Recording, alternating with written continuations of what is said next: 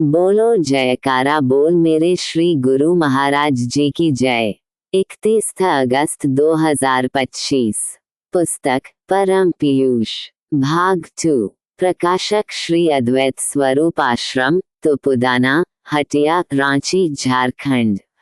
Compiled by स्कडेवान। प्रवचन सम 07, स्थान कानपुर, U0P0D0, 16 अप्रैल 1982 E0, भाग 2, पेज 48 से 50 तक।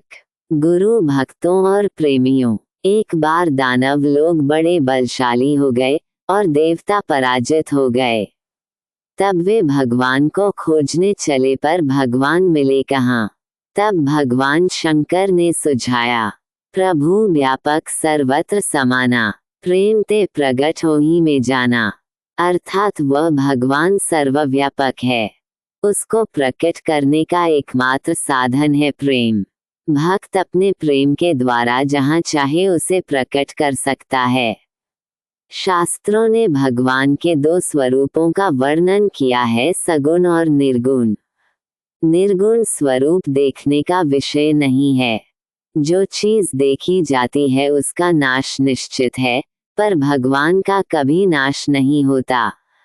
जिसका नाश होता है वह भगवान कैसे हो सकता है। जिसका कभी नाश ही नहीं होता वह इन आँखों से देख ही नहीं सकता।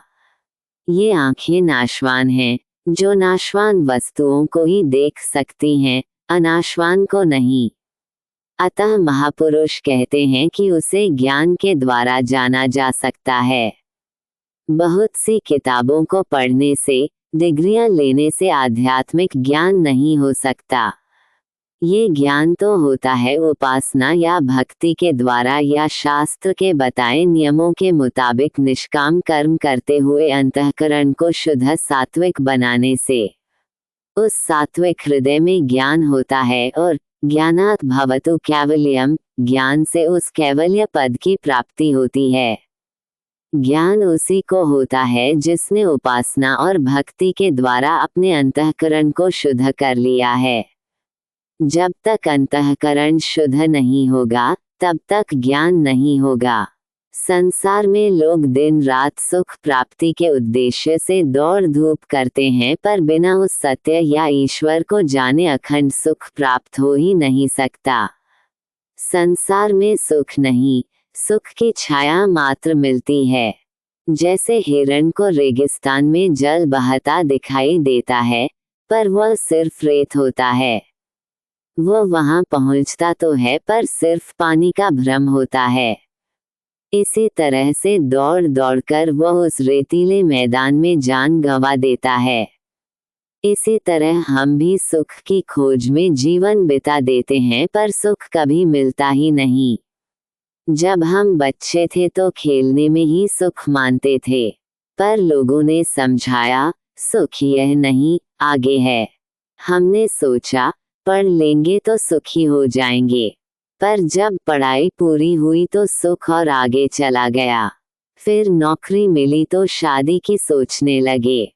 इस तरह सुख शादी में चला गया, पर 4 साल हो गए, बच्चा हुआ ही नहीं। अब सुख की तलाश बच्चे में होने लगी। भगवान की दया से लड़का होने के बाद उसकी नौकरी के लिए परेशान, फिर उसकी शादी की चिंता होती है कि कहीं लड़का हमें छोड़कर अलग न हो जाए। कहने का मतलब कि जिस सुख की तलाश में हम सारे जीवन जीतोड़ परिश्रम करते हैं वो कभी मिल ही नहीं पाता। सच ये कि संसार के भौतिक पदार्थ हमें सुखी बना नहीं सकते। कुछ समय के लिए हमारी इच्छा की निवृत्ति करेंगे, तृप्ति नहीं। मिसाल के लिए भूख लगी, हमें बढ़िया खाना मिल गया, हमने छककर खाया। इसके बाद कोई खाने को कहे तो हमसे खाया नहीं जाता। लेकिन इसका अर्थ यह नहीं कि हमारी भूख खत्म हो गई, वो कुछ देर के लिए ही खत्म हुई। कुछ घंटों के बाद फिर उन्हीं चीजों की इच्छा जगेगी।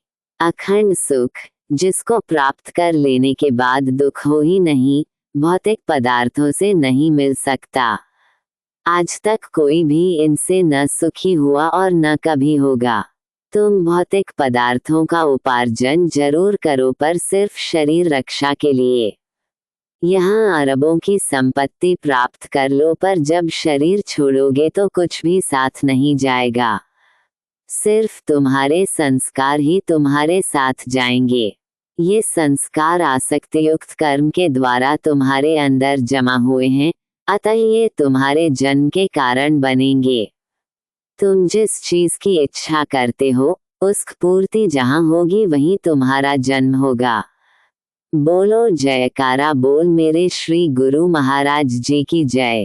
परम पीयूष। अगले पाठ में प्रवचन सम 07 स्थान कानपुर U0 P0 D0 16 अप्रैल 1982 भाग 3।